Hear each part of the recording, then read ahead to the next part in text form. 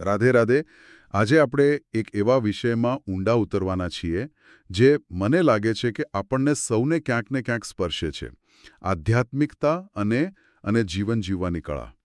આપણી પાસે gujarati.tv.com પર સેવક માધવ જસાપરા દ્વારા પ્રસ્તુત શ્રી પ્રેમાનંદજી મહારાજના એક તાજેતરના સત્સંગનો સાર છે. આ 8 જાન્યુઆરી 2026ના રોજ થયેલી પ્રશ્નોત્તરી છે અને આપણો ઉદ્દેશ્ય છે આ પ્રશ્નો અને મહારાજશ્રીના જવાબોમાંથી એવા મોતી શોધવાનો જે આપણા રોજિંદા જીવનમાં પ્રકાશ પાથરી શકે. બિલકુલ. અને આ સત્સંગની ખાસિયત જ એ છે તે ખૂબ જ ગહન વિષયોને એટલા સરળ દૃષ્ટાંતોથી સમજાવે છે કે વાત સીધી હૃદયમાં ઉતરી જાય. તો ચાલો સીધા જ મુખ્ય મુદ્દા પર આવીએ.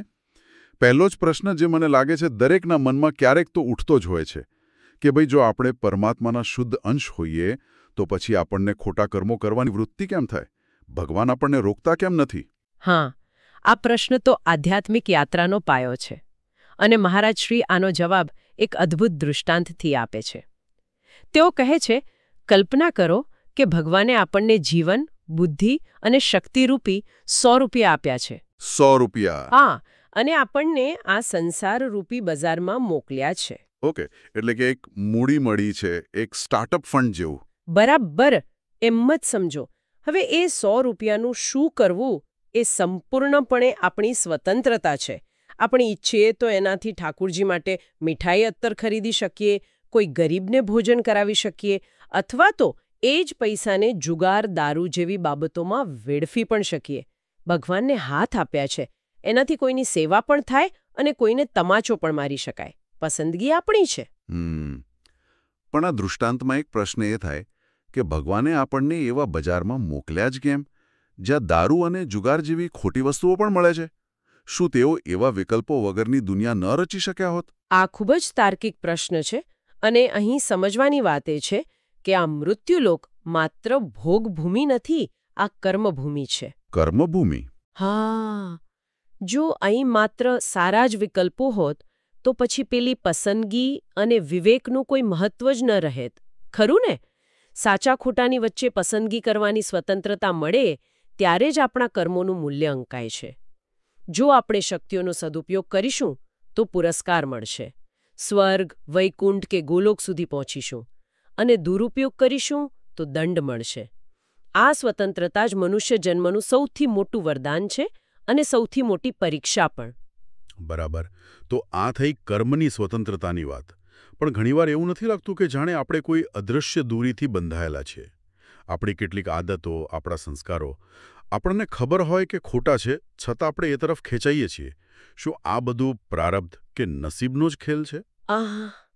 આ એક એવો મુદ્દો છે જ્યાં મોટાભાગના લોકો ભૂલ ખાઈ જાય છે અને પોતાની જવાબદારીમાંથી છટકવા માટે નસીબનું બહાનું કાઢે છે. મહારાજ શ્રી અહીં ખૂબ જ કડક શબ્દોમાં કહે છે કે મનુષ્ય જન્મ મળ્યો જ છે આ ખોટા સંસ્કારોને પોષવા માટે નહીં, પણ તેને જડમૂળથી મિટાવવા માટે. ઓહ, એટલે બીજા શબ્દોમાં કહીએ તો આપણે આપણા ભૂતકાળના કેદી નથી.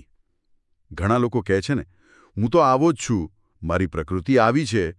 તો મહારાજશ્રીની વાત પ્રમાણે આ વાક્ય મનુષ્ય જન્મનું અપમાન છે, કારણ કે આપણને બદલવાની શક્તિ મળેલી છે. એકદમ સાચી વાત પકડી. પશુ અને મનુષ્યમાં આ જ તો મૂળભૂત તફાવત છે. પશુ પોતાના પૂર્વ સંસ્કાર મુજબ જ જીવે છે અને મરી જાય છે. એ પોતાની આદતો બદલી નથી શકતું. પણ મનુષ્યને વિવેક બુદ્ધિ મળી છે. તે નામ જપ, સત્સંગ અને સદવિચાર દ્વારા પોતાના ખરાબમાં ખરાબ સંસ્કારોના પહાડને પણ તોડી શકે છે અને નવા દૈવી સંસ્કારોનું નિર્માણ કરી શકે છે. અને એટલે જ તેમણે આજની પેઢીને ખાસ ચેતવણી આપી છે કે વ્યસનો અને વ્યભિચારના રસ્તે ચાલીને આ સંસ્કારોને મિટાવવાની જગ્યાએ તેને વધુ ગાઢ ન બનાવશો. એ સીધો પતનનો માર્ગ છે. અહીંથી હવે મને લાગે છે કે આપણે સમસ્યાના મૂળ સુધી પહોંચી રહ્યા છીએ. આ બધું આવ્યું ક્યાંથી? અજ્ઞાન, ખોટા સંસ્કાર, આ બધી ગડમથલ શરૂ ક્યાંથી થઈ? આપણે તો પરમાત્માના શુદ્ધ સનાતન અંશ છીએ. આનું મૂળ કારણ માત્ર એક જ શબ્દમાં છે: દેહાભિમાન. દેહાભિમાન? હા. મહારાજ શ્રી કહે છે કે જે ક્ષણે આપણે પોતાને આ હાડમાસના દેહ કે શરીર માની લીધો, તે જ ક્ષણથી અજ્ઞાન આપણી પાછળ છાયાની જેમ પડી ગયું. આપણે મૂળમાં ચૈતન્ય સ્વરૂપ આત્મા છીએ, પણ આપણી ઓળખ આ નાશવંત શરીર સાથે જોડી દીધી, આપણા નામ, રૂપ, પદ સાથે. વાહ! એમણે આ સંસારને જાગૃત સપનું કયો છે. આ શબ્દ સાંભળીને જ મગજમાં ઝણઝણાટી થઈ જાય છે. સપનું તો રાત્રે આવે. આ આખું જીવન જ એક જાગતું સપનું છે. આ તો ધ મેટ્રિક્સ ફિલ્મ જેવી વાત થઈ ગઈ. આને જરા વિસ્તારથી સમજાવો. ચોક્કસ. આ ખૂબ જ ગહન વાત છે. જુઓ, જેમ રાત્રે સપનામાં આપણે કોઈ રાજા બની ગયા હોઈએ કે ભિખારી, આપણને એ સપનું 100% સાચું લાગે છે, બરાબર? હા, બિલકુલ. આપણને એક ક્ષણે ખ્યાલ જ નથી હોતો કે આપણું અસલી શરીર તો પથારીનું શાંતિથી સૂઈ રહ્યું છે. બસ એ જ રીતે આ સંસારમાં આપણે આત્મા હોવા છતાં પોતાને આ શરીર માની બેઠા છીએ અને આ જગતના સંબંધો, સફળતા, નિષ્ફળતા એ બધાને સત્ય માનીને તેમાં સુખી દુઃખી થઈએ છીએ. જે દિવસે આધ્યાત્મિક જાગૃતિ આવશે તે દિવસે આ જાગૃત સપનું તૂટશે અને આપણને આપણું સાચું સ્વરૂપ સમજાશે. અને હું માનું છું કે આ દેહાભિમાનમાંથી જ અહંકારનો જન્મ થાય છે કે હું કંઈક છું, મેં આ કર્યું. તો દેહાભિમાન એટલે શું? માત્ર શરીરને હું માનવું કે પછી આપણી પદવી, આપણી સંપત્તિ, આપણો સોશિયલ મીડિયા પ્રોફાઇલ? શું આ બધું પણ આજના જમાનાનું દેહાભિમાન જ નથી? તમે બિલકુલ સાચા મુદ્દા પર આવ્યા. દેહાભિમાન એ માત્ર શરીર પૂરતું સીમિત નથી. હું ડૉક્ટર છું, હું સફળ બિઝનેસમેન છું, મારા ઇન્સ્ટાગ્રામ પર આટલા ફોલોઅર્સ છે. આ બધી ઓળખ એ દેહાભિમાનનું જ વિસ્તરણ છે.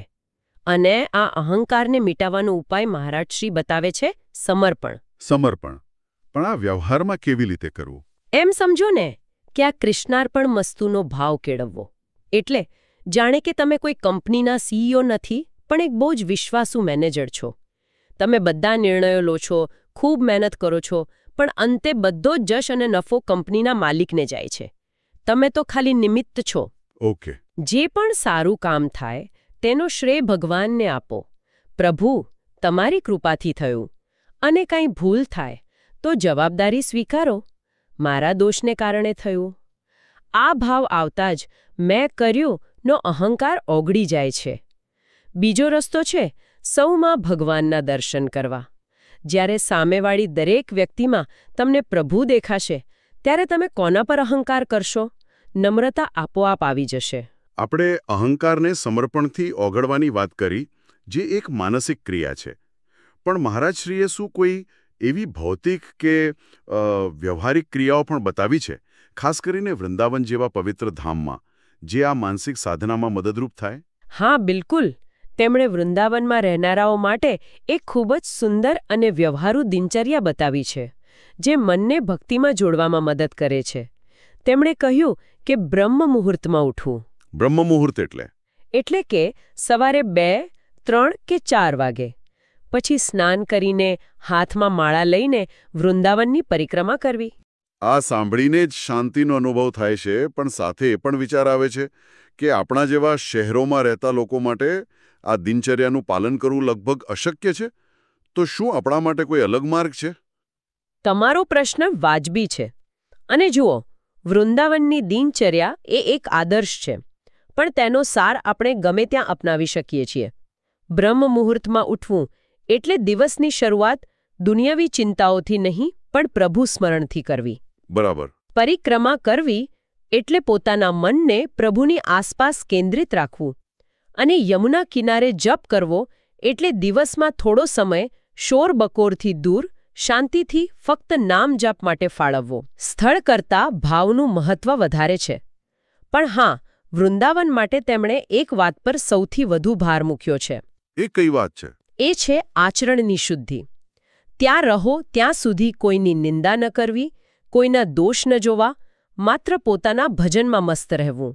વૃંદાવનની રજમાં આળોટીને પ્રભુના ગુણગાન ગાવાથી જ ધામની સાચી કૃપા મળે છે.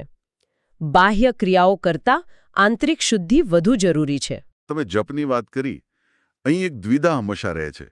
એકાંતમાં કરેલા જપનું ફળ વધુ કે પછી પેલું સામૂહિક સંકીર્તનનું? મહારાજશ્રી બંનેના મહત્વને સ્વીકારે છે. સામૂહિક સંકીર્તન ખૂબ જ ઉપયોગી છે, કારણ કે તેમાં એક વાતાવરણ બને છે. જેનું મન ભજનમાં નથી લાગતું ને તે પણ બીજાના ઉત્સાહને જોઈને ભક્તિમાં જોડાઈ જાય છે. પણ તેઓ સ્પષ્ટ કહે છે કે ભજનનું અંતિમ લક્ષ્ય અને ફળ તો એકાંતિક જપ જ છે. તો હું જે સમજો એ બરાબર છે કે સામૂહિક જપ એક ટ્રેનિંગ ગ્રાઉન્ડ જેવું છે જ્યાં આપણે ભજનમાં મન લગાવતા શીખીએ છીએ, પણ અસલી પરીક્ષા તો એકાંતમાં જ આપવાની છે. બિલકુલ. જ્યારે તમે એકાંતમાં બેસો અને કોઈ બાહ્ય ઉત્તેજના વગર તમારું મન સંપૂર્ણપણે ભગવાનના નામ, રૂપ અને લીલામાં ડૂબી જાય, ત્યારે સમજવું કે ભજન સિદ્ધ થઈ રહ્યો છે. પણ તેમણે ચેતવણી પણ આપી છે, આપણું એકાંત દંભી ન હોવું જોઈએ. દંભી એટલે? એટલે એવું નહીં કે રૂમ બંધ કરીને અંદર મોબાઈલ પર દુનિયાભરનું જોયા કરીએ. એ એકાંતમાં ભગવાનનું ચિંતન અને તેમની લીલાકથાનું ગાન થવું જોઈએ, જેનાથી હૃદય પવિત્ર બને. બરાબર. અને જપની સાથે જોડાયેલી બીજી સાધના છે મૌન. શું માત્ર બોલવાનું બંધ કરી દેવું એ જ સાચું મૌન છે? કારણ કે ઘણીવાર મોઢું બંધ હોય છે, પણ મગજ તો મિલ ટ્રેનની જેમ દોડતું હોય છે. તમે સાચો મુદ્દો પકડ્યો. મહારાજ શ્રી આ જ ગેરસમજ દૂર કરે છે. તેઓ કહે છે કે જો વાણી ચૂપ હોય પણ મનમાં સંકલ્પ વિકલ્પના વાવાઝોડા ચાલતા હોય તો તે મૌન નથી. એ તો માત્ર જીભને આરામ આપ્યો કહેવાય. સાચું મૌન એ છે જ્યારે મન શાંત થઈ જાય, વિચારોની ગતિ ધીમી પડી જાય. અને આ સ્થિતિ નામ જપના અભ્યાસથી આપોઆપ આવે છે. જેમ જેમ નામમાં રસ વધતો જાય છે તેમ તેમ વ્યર્થ બોલવાની ઈચ્છા જાતે જ મરી જાય છે. આ બધી સાધનાના માર્ગ પર ગુરુનું માર્ગદર્શન તો અનિવાર્ય મનાય છે, પણ એક શિષ્યના મનમાં ડર હોય કે જો ગુરુદેવ શરીર છોડી દે, એટલે કે તેમનું નિકુંજ ગમન થાય, તો પછી અમારું શું થશે? અમારો સહારો કોણ બનશે? આનો જવાબ ખૂબ જ હૃદયસ્પર્શી અને શ્રદ્ધાને દ્રઢ કરનારો છે. મહારાજ શ્રી સમજાવે છે કે ગુરુ માત્ર હાડ માંસનું શરીર નથી. ગુરુ એક તત્વ છે, એક સિદ્ધાંત છે જે સર્વવ્યાપી છે. એક મિનિટ, આ વાત પર થોડું ઊંડા ઉતરીએ.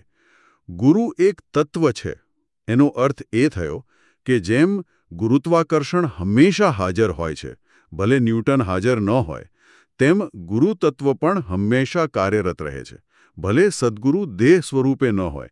શું આ સમજ બરાબર છે? અદ્ભુત સરખામણી કરી. બસ આ જ વાત છે. જ્યારે ગુરુ પ્રગટ હોય ત્યારે તેમનો સ્નેહ, તેમનું માર્ગદર્શન પ્રત્યક્ષ રીતે મળે છે. પણ જ્યારે તેઓ અપ્રગટ થાય ત્યારે તેમણે આપેલું મંત્ર, તેમણે આપેલું નામ, એ જ તેમનું જીવંત, વાંગમય સ્વરૂપ બની જાય છે. એ નામ જ ગુરુની ચેતના અને શક્તિ છે. જે શિષ્ય ગુરુએ આપેલા નામને અને ઉપદેશને મજબૂતીથી પકડી રાખે છે, ગુરુ તત્વ રૂપે હંમેશા તેની રક્ષા કરે છે અને તેને માર્ગ બતાવે છે. તો આ બધી સાધના, ભક્તિ અને ગુરુકૃપા પછી અંતિમ પડાવ શું છે? આપણે ક્યારે માની શકીએ કે આપણું જીવન સફળ થયું? જીવનની સાર્થકતાની વ્યાખ્યા શું? મહારાજ શ્રી આનો એટલો સ્પષ્ટ અને સચોટ જવાબ આપે છે જે સીધો હૃદયમાં ઉતરી જાય. તેમણે કહ્યું કે જ્યારે 1 સેકન્ડ માટે પણ ભગવાનનું સ્મરણ ન છૂટે. માત્ર 1 સેકન્ડ માટે પણ નહીં?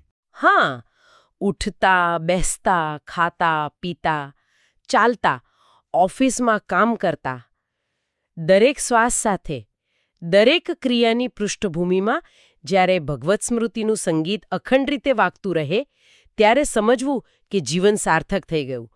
બાકી સોનું, ચાંદી, મોટો બંગલો, પદ, પ્રતિષ્ઠા, આ બધું તો સમયની સાથે નાશ પામવાનું છે. સાચી અને અવિનાશી સંપત્તિ તો આ અખંડ ભગવત સ્મરણ જ છે. તો આજની આ સમગ્ર ચર્ચાનો નિચોડ એ નથી કે શું કરવું અને શું ન કરવું, પણ એ છે કે આપણી બધી જ આધ્યાત્મિક સમસ્યાઓનું મૂળ એક જ ભ્રમમાં છે: હું આ શરીર છું. જે ક્ષણે આ દેહાભિમાનનો ભ્રમ તૂટે તે ક્ષણે કર્મ, અહંકાર અને સંસ્કારના બંધનો આપોઆપ ઢીલા પડી લે છે. આ એક જ ચાવી બધી સમસ્યાઓનું તાળું ખોલે છે. તમે સંપૂર્ણ સાર કહી દીધો. અને અહીં શ્રોતાઓ માટે એક વિચારવા જેવો મુદ્દો છોડી શકાય છે. મહારાજ શ્રીએ કહ્યું કે બધી જ ઈચ્છાઓનો નાશ જ મોક્ષ છે. તો શું ભગવાનને પામવાની ઈચ્છા પણ એક બંધન છે? કારણ કે એ પણ તો એક પ્રકારની ઈચ્છા જ છે. કે પછી એ એક એવી અંતિમ અને શુદ્ધ અગ્નિ જેવી ઈચ્છા છે જે બાકી બધી સંસારિક ઈચ્છાઓના કચરાને બાળીને ભસ્મ કરી દે છે અને અંતે પોતે પણ ભક્તિની શીતળતામાં શાંત થઈ જાય છે. રાધે રાધે. આ અમૂલ્ય જ્ઞાન આપણી સમક્ષ ગુજરાતીTV.com પર સેવક માધવ જસાપરા દ્વારા પ્રસ્તુત કરવામાં આવ્યું હતું. જો આપને આ ચર્ચા ગમી હોય તો આપના વિચારો અને અભિપ્રાય કોમેન્ટ બોક્સમાં જરૂર જણાવશો. અને ગુજરાતીTV.com ને લાઇક, શેર અને સબસ્ક્રાઇબ કરવાનું ચૂકશો નહીં. રાધે રાધે.